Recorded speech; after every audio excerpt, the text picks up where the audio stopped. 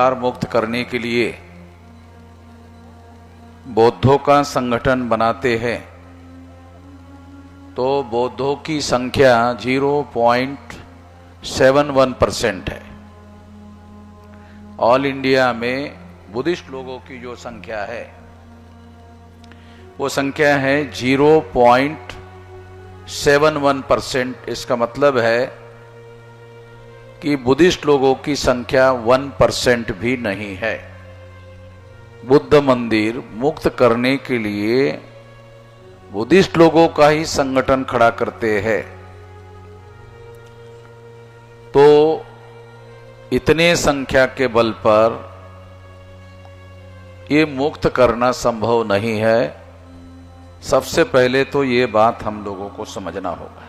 महाविहार, बुद्ध का महाविहार जो है वो मुक्त करना, मैं ऐसा मानता हूं ये छोटा काम है। ये विहार जो है बोध गया का मुक्त करना ये छोटा काम है। ये भी अगर मान लो बोध गया में जो मंदिर है वो क्या उठाकर अमेरिका लेके जा सकते हैं, क्या इंग्लैंड लेके जा सकते हैं? तो वही रहेगा। तो जब आपका विशाल संगठन निर्माण होगा वो अपने आप ही आप लोगों के नियंत्रण में आ जाएगा। तो संगठित शक्ति पर ज्यादा से ज्यादा जोर देना चाहिए। अब प्रतीकात्मक रूप से अगर बोध गया आप लोगों का मंदिर है, बौद्धिस्ट लोगों का मंदिर है, तो ये आप लोगों के नियंत्रण में आ सकता है। पहली प्राथमिकता निर्माण करने पर जोर लगाएंगे। चरत भिक्कवे चारिकं बहुजन हिताय बहुजन सुखाय। तो ये जो बात बुद्ध ने कही है इसके अनुसार बहुजनों का धर्म तो बुद्धिज्म है और ये उनके लिटरेचर के अंदर लिखा हुआ है। बाबा साहब आम्बेडकर के कहने पर जिन लोगों ने धर्म परिवर्तन करके बुद्ध धर्म को अपनाया उन जाति के लोगों का भी यह धर्म नहीं है, ये बहुजनों का धर्म है। कि बुद्धिज्म के जो मौलिक प्रिंसिपल है समता, स्वतंत्रता, बंधुता और न्याय, ये 4 सूत्रों पर नए समाज का निर्माण किया जा सकता है। हिंदू नाम का कोई धर्म नहीं है। बल्कि दयानंद सरस्वती ऐसा कहते हैं, हिंदू मुसलमानों की दीवी गाली है। अगर हिंदू मुसलमानों की दीवी गाली है तो निश्चित रूप से उस धर्म का नाम हिंदू नहीं है। अब आजकल जो ब्राह्मण लोग हैं वो उस धर्म को अब सनातन कह रहे हैं। यानी पहले हिंदू कहते थे मगर हिंदू तो मुसलमानों की दीवी गाली है। तो इसलिए जब ये बात मैंने सार्वजनिक रूप से उठाई तब ब्राह्मणों ने इसको नाम बदलकर सनातन कहना शुरू कर दिया।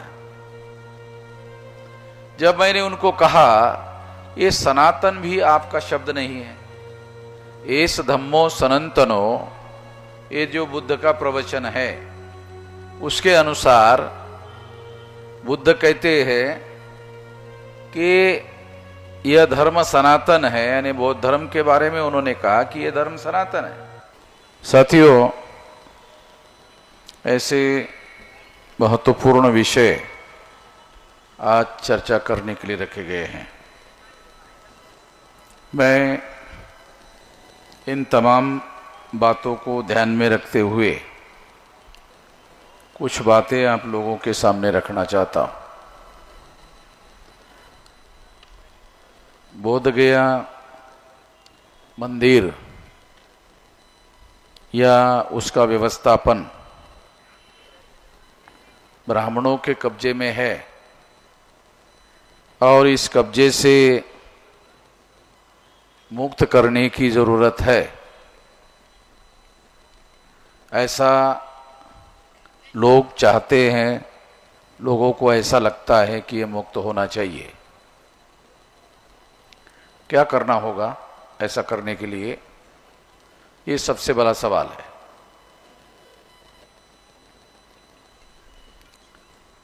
यदि महाबोधि महाविहार मुक्त करने के लिए बौद्धों का संगठन बनाते हैं तो बौद्धों की संख्या 0.71% है। ऑल इंडिया में बुद्धिस्ट लोगों की जो संख्या है वो संख्या है 0.71%। इसका मतलब है कि बुद्धिस्ट लोगों की संख्या 1% भी नहीं है। अगर बुद्धिस्ट लोगों का बुद्ध मंदिर मुक्त करने के लिए बुद्धिस्ट लोगों का ही संगठन खड़ा करते हैं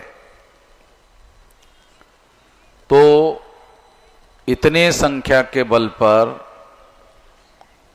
ये मुक्त करना संभव नहीं है। सबसे पहले तो ये बात हम लोगों को समझना होगा। मौलिक बात, सबसे बड़ी बात, पहले नंबर की बात ये समझना होगा। ये बुद्धिस्ट लोगों के भरोसे पर मुक्त करना संभव नहीं है। इंटरनेशनल लॉ के अनुसार जो बुद्धिस्ट कंट्री के लोग हैं वो इस बात को यूनाइटेड नेशंस ऑर्गेनाइजेशन में उठा सकते हैं। उनको उठाना भी चाहिए, मगर इंटरनेशनल लॉ के अनुसार दूसरे देश भारत के आंतरिक मामलों में हस्तक्षेप करने का उनके पास अधिकार नहीं है। तो इसकी भी एक मर्यादा है कि दूसरे देश कितने बड़े पैमाने पर इस काम को कर सकते हैं या करने की इजाज़त भारत सरकार उनको दे सकती है, क्योंकि भारत सरकार, आप लोग कहते रहते हैं हिंदुओं की सरकार है, हमारे लोगों का कंसेप्शन भी बहुत गलत है। हिंदू नाम का कोई धर्म नहीं है, बल्कि दयानंद सरस्वती ऐसा कहते हैं, हिंदू मुसलमानों की दी हुई गाली है। अगर हिंदू मुसलमानों की दी हुई गाली है तो निश्चित रूप से उस धर्म का नाम हिंदू नहीं है। और अगर उस धर्म का नाम हिंदू नहीं है, ये बात जब मैंने उठाई तो ब्राह्मणों के सामने बैकफुट पर जाने के अलावा कोई विकल्प नहीं था।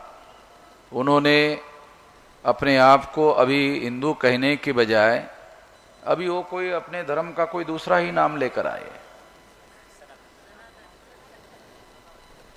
अब आजकल जो ब्राह्मण लोग हैं वो उस धर्म को अब सनातन कह रहे हैं। यानी पहले हिंदू कहते थे, मगर हिंदू तो मुसलमानों की दी हुई गाली है। तो इसलिए जब ये बात मैंने सार्वजनिक रूप से उठाई तब ब्राह्मणों ने इसको नाम बदलकर सनातन कहना शुरू कर दिया।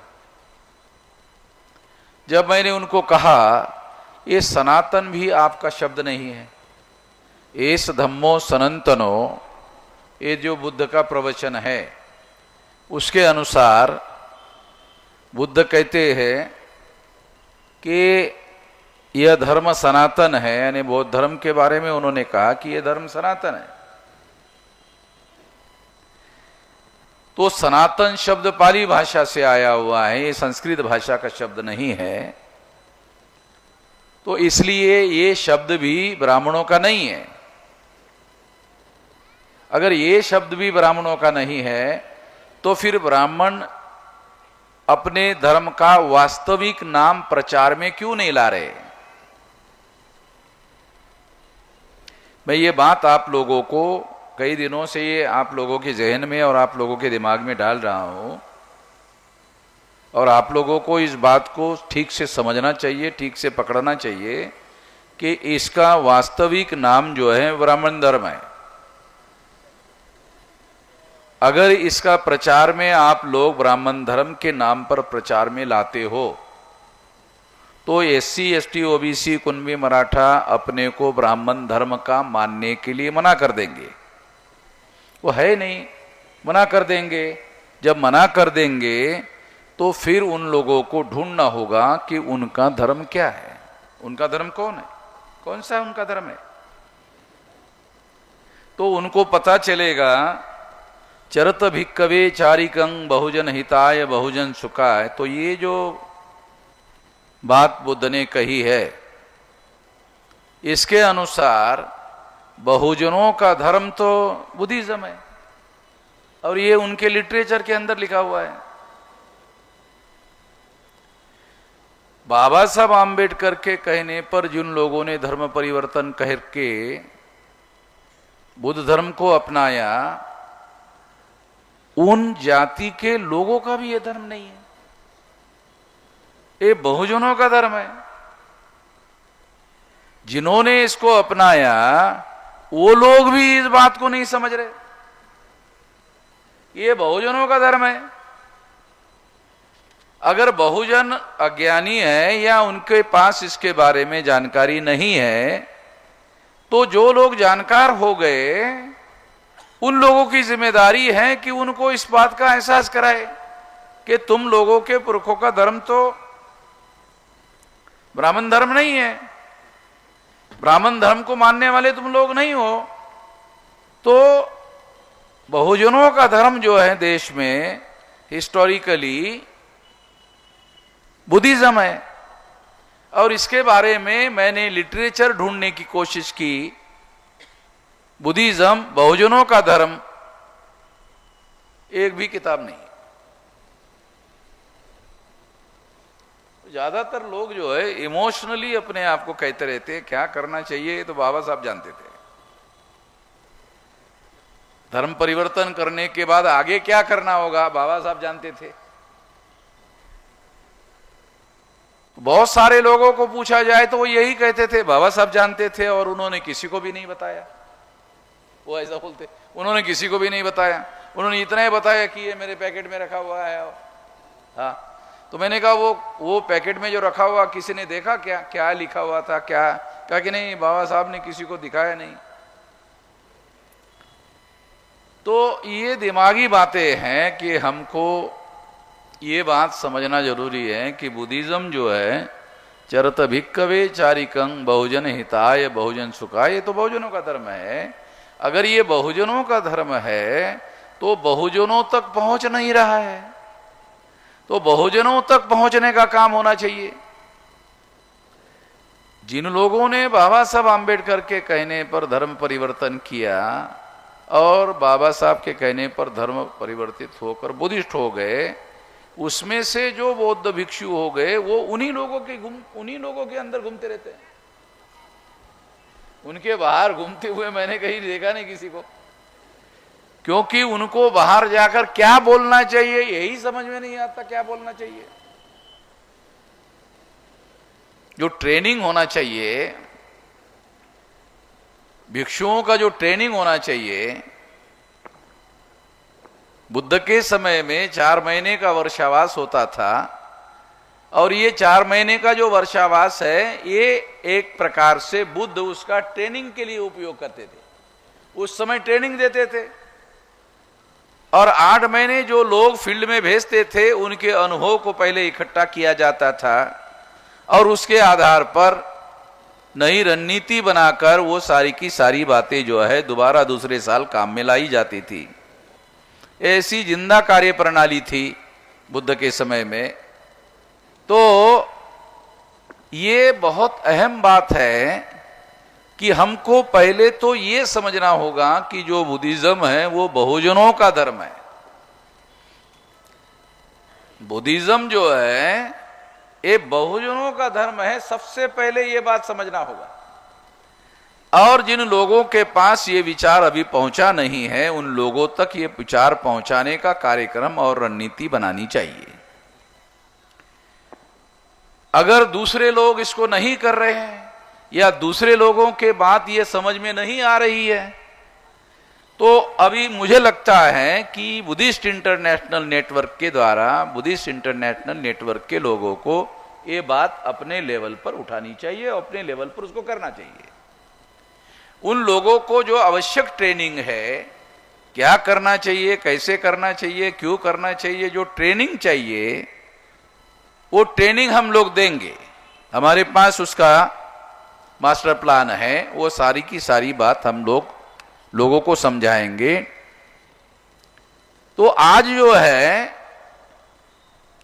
भिक्षु बनने के लिए, प्रचारक बनना और भिक्षु बनने में एक अंतर है, क्योंकि भिक्षु बनने का मतलब है संसार का त्याग कर देना पड़ता है, गृह त्याग करना पड़ता है, तो ये कठिन दीक्षा है। तो मैं ऐसा मानता हूं कि इसको आसान किया जाना चाहिए, नहीं तो फिर प्रचारक उपलब्ध नहीं होंगे। तो प्रचारक बनने के लिए उनको काषाय वस्त्र धारण करना जरूरी नहीं है, ऐसी व्यवस्था करनी चाहिए और प्रचारकों का निर्माण करना चाहिए, और ऐसे लाखों प्रचारक निर्माण किए जा सकते हैं सारे देश भर में। बुद्धिस्ट इंटरनेशनल नेटवर्क के लोगों को ऐसे लाखों प्रचारक सारे देश भर में निर्माण करना चाहिए। उसके लिए ये काम सबसे ज्यादा चुनौतीपूर्ण है, ये काम करना चाहिए। ये काम करने के लिए सबसे इंपॉर्टेंट काम क्या करना चाहिए? तो सबसे पहले बुद्धिस्ट इंटरनेशनल नेटवर्क को देश में जो 36 स्टेट है, 36 स्टेट में अपनी शाखाएं तैयार करनी चाहिए। 769 जिले हैं, तो उन जिलों में उनकी शाखाएं तैयार करना चाहिए, और कम से कम एक जिले में एक प्रचारक मिनिमम शुरू में होना चाहिए। अगर ऐसा करते हैं तो ये पहले संगठन खड़ा होगा।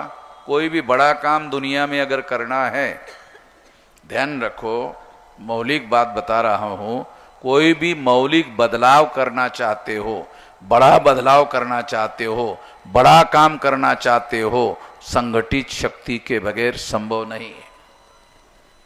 मैंने 19 साल से ये काम शुरू किया और अभी मेरी उम्र 67 साल चल रही है, तो राउंड अबाउट 50 साल का समय संगठन निर्माण करने पर लगाया। संगठन निर्माण करने पर सबसे ज्यादा जोर लगाया, और इस वजह से सारे देश भर में जहां भी जाता हूं, सारे देश भर में इस तरह से बड़े बड़े कार्यक्रम होते हैं। क्यों होते हैं? वो 50 साल जो इन्वेस्ट किया ना संगठन बनाने के लिए, इसकी वजह से होते हैं, इसकी वजह से किए जा सकते हैं, अन्यथा नहीं। तो बुनियादी बदलाव संगठन शक्ति के आधार पर निर्माण किया जा सकता है। तो संगठन शक्ति निर्माण करने पर बुद्धिस्ट इंटरनेशनल नेटवर्क को प्राथमिकता देनी चाहिए, पहले नंबर की।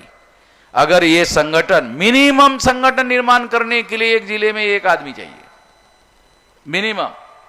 अगर ऐसा करते हैं तो एक बहुत बड़ा विशाल संगठन खड़ा होगा, और ये संगठित शक्ति के बल पर इस देश में प्रचारकों का निर्माण किया जा सकता है, और प्रचारकों में ये थ्रस्ट देना चाहिए। मैंने देखा कि जो धर्म परिवर्तित हुए हैं उन लोगों को ये पता ही नहीं है कि बुद्धिज्म के जो मौलिक प्रिंसिपल है, समता, स्वतंत्रता, बंधुता और न्याय, ये 4 सूत्रों पर नए समाज का निर्माण किया जा सकता है। ये चतुसूत्री पर नए समाज का गठन किया जा सकता है। इसके आधार पर हम लोगों को काम करना होगा। ये ध्यान रख के काम करना होगा कि भारत में जो भी बुद्धिस्ट इंटरनेशनल नेटवर्क को काम करना है, उनको वर्ण व्यवस्था के विरोध में लड़ाई लड़नी होगी, जाति व्यवस्था के विरोध में लड़ाई लड़नी होगी, अस्पृश्यता के विरोध में लड़ाई लड़नी होगी, आदिवासियों के सेग्रीगेशन के विरोध में लड़ाई लड़नी होगी, महिलाओं की दास्तां के विरोध में लड़ाई लड़नी होगी, शूद्रत्व जो ओबीसी के ऊपर थोपा गया उसके विरोध में लड़ाई लड़नी होगी। अगर ये लड़ाई बुद्धिस्ट इंटरनेशनल नेटवर्क के लोग लड़ते हैं तो बहुसंख्यांक लोग ऐसा मानेंगे कि ये लोग हमारे लिए काम कर रहे हैं। तो बहुसंख्यांक लोगों को लगेगा ये हमारा काम लोग कर रहे हैं। जब बहुसंख्यांक लोगों को लगेगा ये हमारा काम कर रहे हैं, तो बहुसंख्यांक लोग उसके साथ चलेंगे, उसके साथ जुड़ने की कोशिश करेंगे कि ये हमारी लड़ाई लड़ रहे हैं, तो इनको हमको साथ सहयोग और समर्थन करना चाहिए।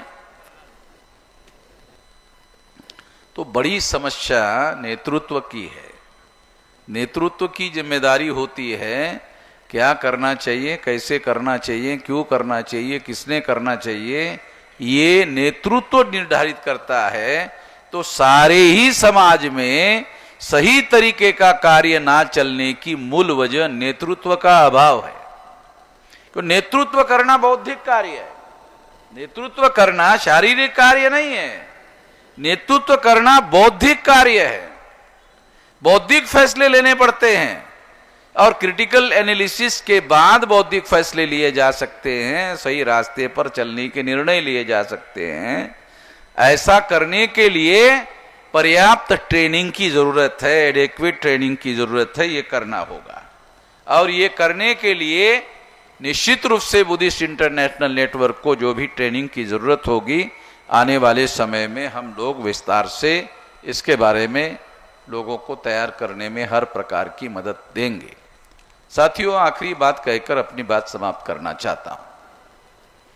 वो मौलिक बात यह है कि जो SC ST OBC के लोग हैं, ये SC ST OBC के लोग वर्ण व्यवस्था, जाति व्यवस्था के शिकार लोग हैं, अस्पृश्यता के शिकार लोग हैं।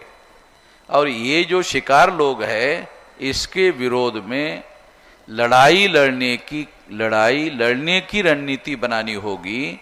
और ये लड़ाई लड़ने की रणनीति बनानी होगी और इसके लिए संगठित शक्ति का निर्माण करने पर ही सबसे पहले जोर देना होगा।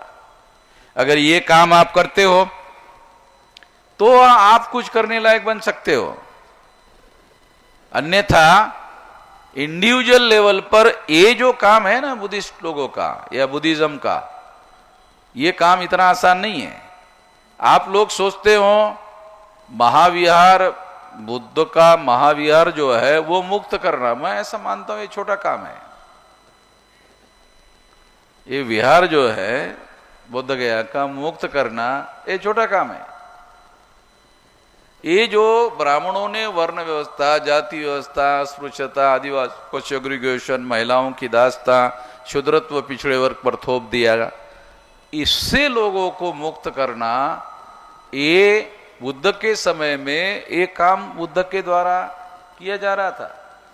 और ये काम किया जा रहा था इसलिए बहुजन लोगों ने कहा कि ये हमारी विरासत है, ये काम करना होगा।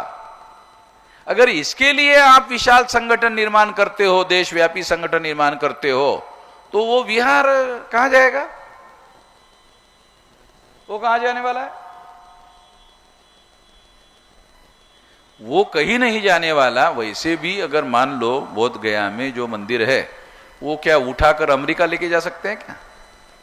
इंग्लैंड लेके जा सकते हैं? तो वो वही रहेगा। तो जब आपका विशाल संगठन निर्माण होगा, वो अपने आप ही आप लोगों के नियंत्रण में आ जाएगा।